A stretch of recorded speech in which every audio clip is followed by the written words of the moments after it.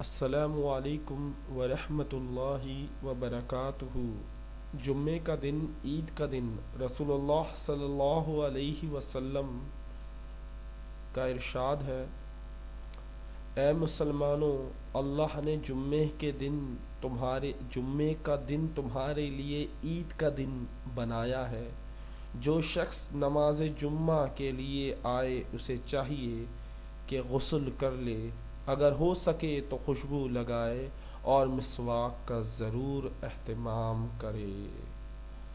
جمعے والے دن خصوصاً کوشش کیا کریں اپنے کاروبار کو بند کر دیں 1-2 گھنٹے پہلے ہی اذان سے۔